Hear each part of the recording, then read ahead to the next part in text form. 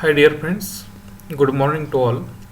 Myself Bhausaheb Sonone, Assistant Professor Department of Chemistry, Gokul Education Society's Arts, Commerce and Science College, Jawar, District Palghar. Dear friends, in the previous part of this lecture series, we have discussed about the artificial radioactivity.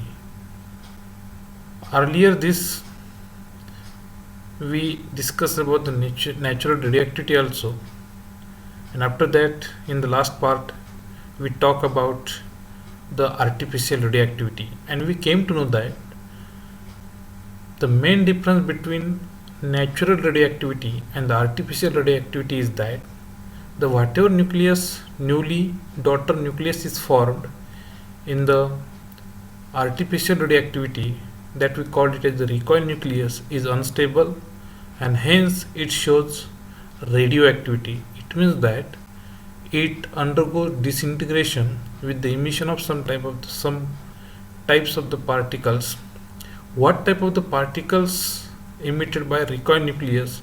It depends upon the number of neutrons and the number of protons present in the nucleus of the recoil nucleus.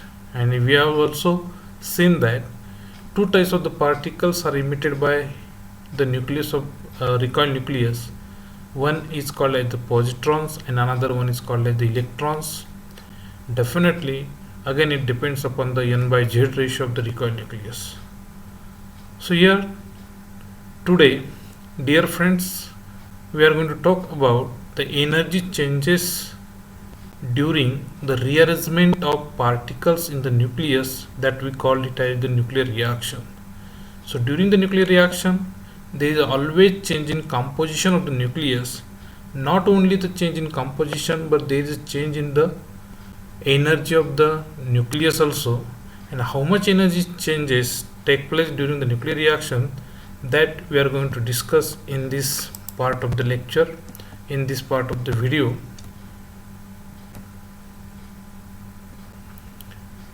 The amount of energy either liberated or absorbed during the nuclear reaction is described in terms of value, and that value is called like the Q value of nuclear reaction. So the Q value of nuclear reaction is simply total energy either liberated or absorbed, means taken up in nuclear reaction. It's called as the Q value of nuclear reaction.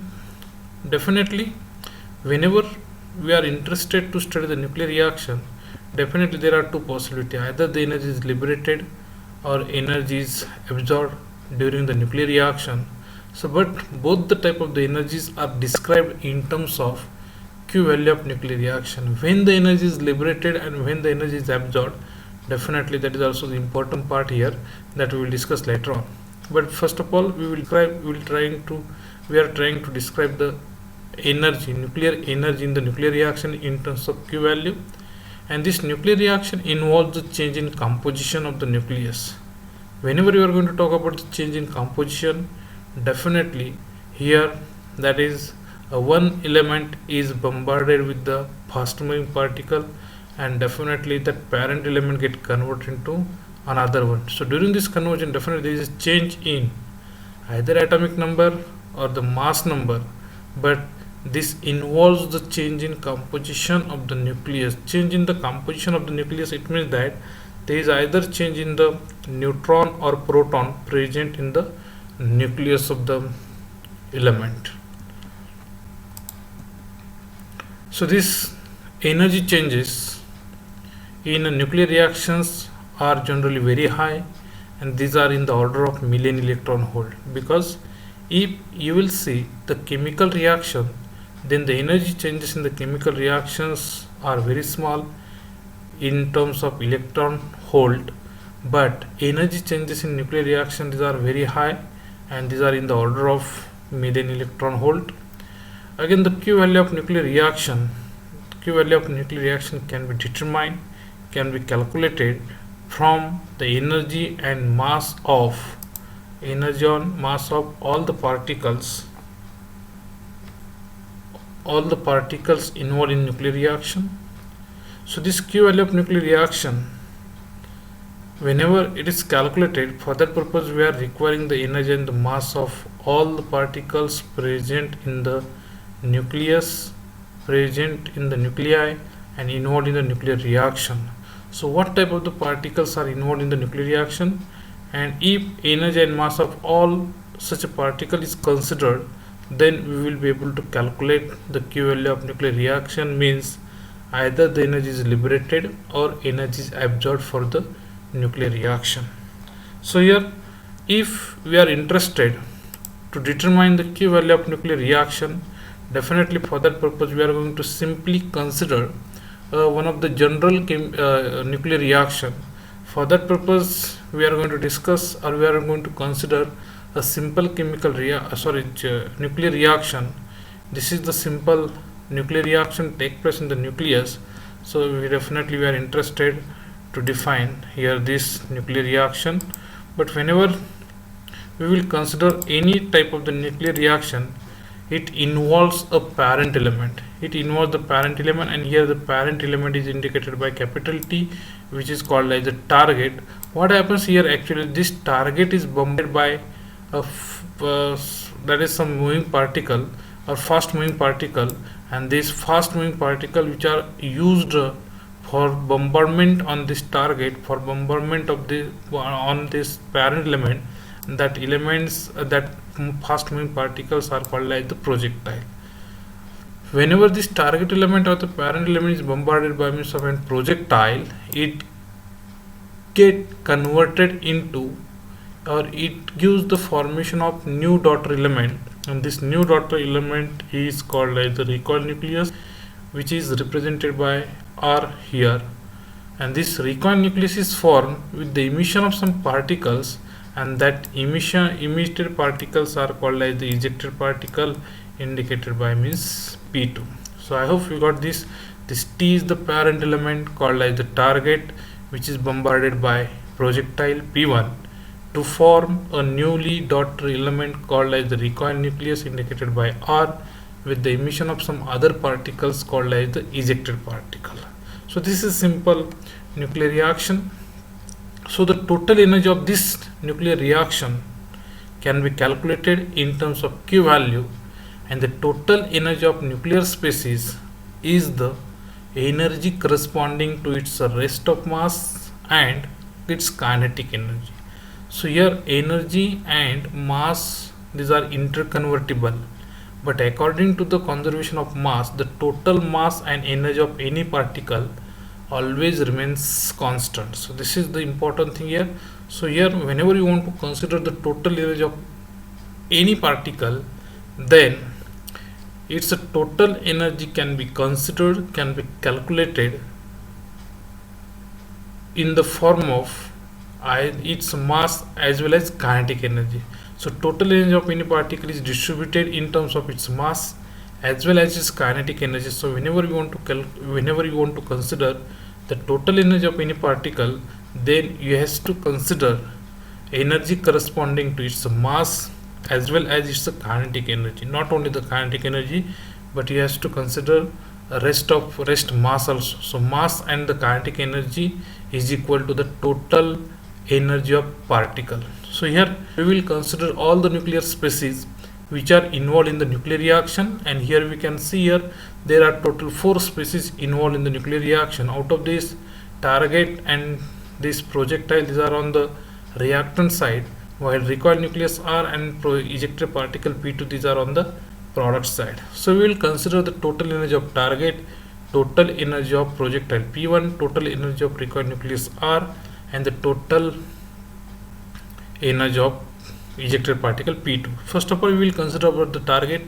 So target is the steady species which is bombarded by projectile P1, and as the target is steady, it means that its kinetic energy is 0. Its kinetic energy 0. It is not the moving particle. That's why the total energy of target will be equal to what?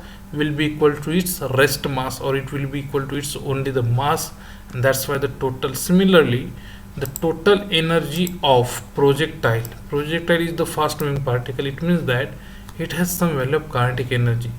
and definitely it will also having some mass, and that's why the total energy of projectile will be equal to its mass m suffix p1 plus kinetic energy e suffix p1. So this is the total energy of projectile, and the total energy of target will be mt, m suffix t. So I hope you will consider, because its the kinetic energy value of et will be 0 as it is stationary, it is steady. That's why its the kinetic energy, or the value of kinetic energy, will be 0. Again, if we will consider the next species, that is newly formed daughter element, that we call it as the recoil nucleus. Again, the total energy of recoil nucleus will be equal to the energy corresponding to its mass as well as kinetic energy. So therefore the total energy will be m suffix m suffix r plus e suffix r.